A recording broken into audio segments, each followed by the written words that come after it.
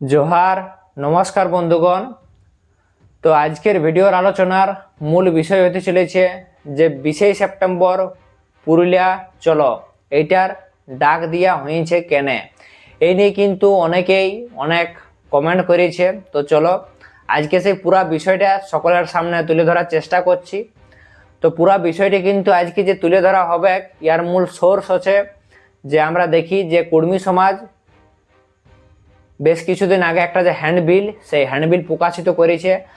আর সেই হ্যান্ডবিলে কিন্তু তারা পরিষ্কারভাবে জানান দিয়েছেন যে কি কি বিষয়ের উপর তারা এই ডিএম এবং এসপিকে যে ডেপুটেশন, সেই ডেপুটেশন দিবে।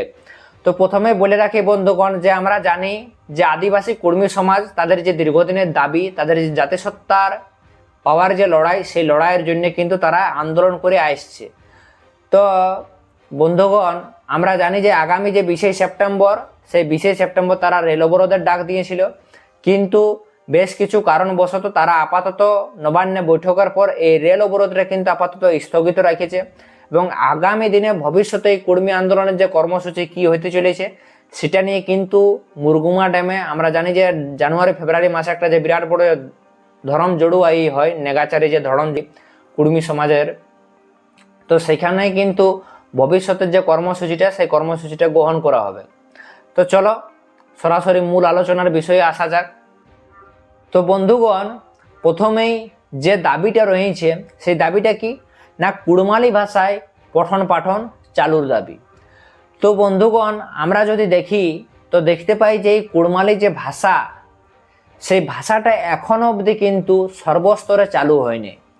যদি বলো কি রকম না, ব্যাপারটা হচ্ছে এইরকম যে এই কুড়মালি ভাষা বর্তমানে বিশ্ববিদ্যালয় এবং কলেজ স্তরের মধ্যেই সীমাবদ্ধ রয়ে গেছে। অর্থাৎ যে প্রাথমিক স্তর এবং যে মাধ্যমিক স্তর, এই স্তরগুলাতে কিন্তু কুড়মালি ভাষা শিক্ষার কিন্তু একটা যে খুব বেশি কেন মানে প্রচার প্রসারে ঘটে নাই। ইয়ার জন্য এখনো পর্যন্ত সরকারের তরফ থেকে কিন্তু সেরকম কোনো নীতি অবলম্বন করা হয়নি। তো কোথাও না কোথাও যে কোনো ভাষা রক্ষার একটা যে সবচেয়ে বড় ভিত, সেটা কিন্তু হচ্ছে যে এই যে প্রাথমিক স্তর, তারপরে আছে মাধ্যমিক স্তর। কোথাও না কোথাও প্রাথমিক স্তরে এই ভাষাটাকে সংরক্ষণের প্রয়োজন আছে। তার জন্য এটা কিন্তু একটা যে বিরাট বড় যে দাবি, সেই দাবি কিন্তু রয়েছে আদিবাসী কর্মী সমাজের। এটা কিন্তু ডিএমএসপি অফিসে যে ডেপুটেশন, সেই ডেপুটেশনের মাধ্যমে কিন্তু এই বিষয়টা কিন্তু পরিষ্কারভাবে তুলে ধরা হবে। দ্বিতীয়ত বন্ধুগণ আরো একটা বড় দাবি আছে। সেই দাবিটা কি না, সেই দাবিটা হচ্ছে এই ভূমি এবং ভূমি সংস্কার দপ্তর। আমরা জানি যে মানুষকে দিনের পর দিন হয়রানির শিকার হইতে হচ্ছে।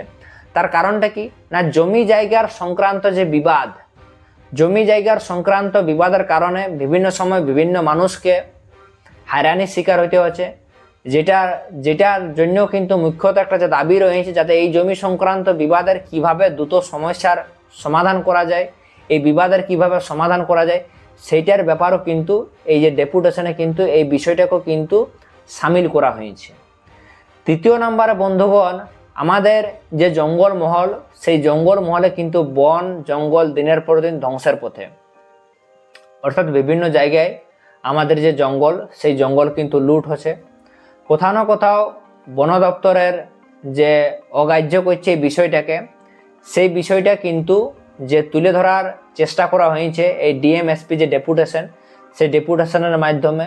চতুর্থ নম্বরে বন্ধুগণ আরও একটা যে বড় কর্মসূচি গ্রহণ করা হয়েছে সেটা হচ্ছে কি না, আমরা যদি বেশ কয়েক বছর ধরে আমরা যদি খবরের কাগজে নজর রাখি তাইলে একটা জিনিস কিন্তু বারবারই আমরা দেখি যে বিশেষ করে বা বেশ কিছুদিন আগেও আমরা দেখেছি যে বিশেষ করে ঝাড়গ্রাম, বান্দোয়ান জঙ্গলমহলের যেটা দক্ষিণ দিকের এরিয়া, সেখানে আমরা দেখি যে দলমা পাহাড় থেকে আগত হাতির হানার ফলে বা হাতির আক্রমণের ফলে এখানকার ঝাড়গ্রাম এই সমস্ত জায়গার এলাকার যারা চাষিরা রয়েছেন বা যে সমস্ত সাধারণ মানুষরা আছেন, তাদেরকে কিন্তু বিভিন্ন সময় বিভিন্ন ক্ষয়ক্ষতির সম্মুখীন হতে হয়েছে।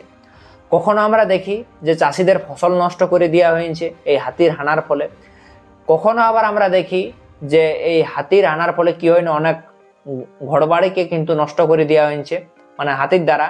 আবার কখনো দেখি যে হাতির আক্রমণের ফলে কিন্তু মানুষের মৃত্যুও হয়েছে। তো এই ধরনের ঘটনা বন্ধুগণ আমরা প্রায় প্রতিনিয়ত কিন্তু দেখে থাকি খবরের কাগজে। তো এখনো পর্যন্ত এই যে ব্যাপারটা নিয়ে সেইভাবে কিন্তু কেউ মাথা ঘামায় নেয়। তাই এই বিষয়টি কিন্তু আদিবাসী কর্মী সমাজ তাদের যে ডেপুটেশনের মাধ্যমে এই বিষয়টাকে কিন্তু যে মুখ্যত তুলে ধরার চেষ্টা করেছে, যাতে আগামী দিনে ভবিষ্যতে কিভাবে এই বিষয়টার প্রতি নিয়ন্ত্রণ আনা যায়, অর্থাৎ কিভাবে এই যে হাতির আনা বা হাতির আক্রমণটাকে কিভাবে আটকানো যায়, এবং যারা অর্থাৎ যে সমস্ত চাষিরা হাতির হানার ফলে যাদের যে প্রচুর পরিমাণে ফসল টসলের যে ক্ষতিগ্রস্ত হয়েছে তার যাতে উপযুক্ত যে ক্ষতিপূরণ পায়, সেটারও যাতে যে মূল যে দাবি সেই দাবি কিন্তু রয়েছে এই ডিএমএসপি ডেপুটেশনের মাধ্যমে। তো এছাড়াও আরও যে স্থানীয় যে যে লোকাল ইস্যুগুলি আছে সেই লোকাল ইস্যুগুলিও কিন্তু এই ডিএমএসপি ডেপুটেশনের মাধ্যমে তুলে ধরার চেষ্টা করা হবে, তুলে ধরা হবে। তো বন্ধুগণ বলে রাখি যে আগামী 20 সেপ্টেম্বর পুরুলিয়ার রাঁচি রোডে যে জলটাঙ্কি মোড় রয়েছে সেইখান থেকে কিন্তু যে একটা জমায়েত স্থান সেইখান থেকে যে একটা বিশাল মিছিল, সেই মিছিল কিন্তু ডিএমএসপি অফিসের দিকে যাবে ডেপুটেশন করে, এবং ট্যাক্সি স্ট্যান্ডে একটা যে সভা সেই সভা হবে।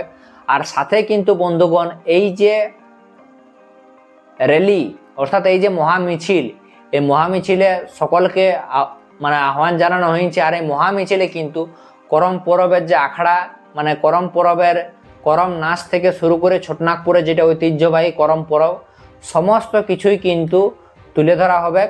আর এই কর্মসূচিটার নাম দেওয়া হয়েছে কুর্মিক উমকনি করম আঝাট। কুর্মিক উমকনি করম আঝাট এই যে বৃহৎ যে কর্মসূচিটা সেই কর্মসূচিটার নাম দেওয়া হয়েছে। তো এই ছিল বন্ধুগণ আজকের ভিডিওর আলোচনার মূল বিষয়। তো চলো সকলকে জোহার নমস্কার জানাই, আজকের মতো ভিডিওটা এখানে সমাপ্ত করছি।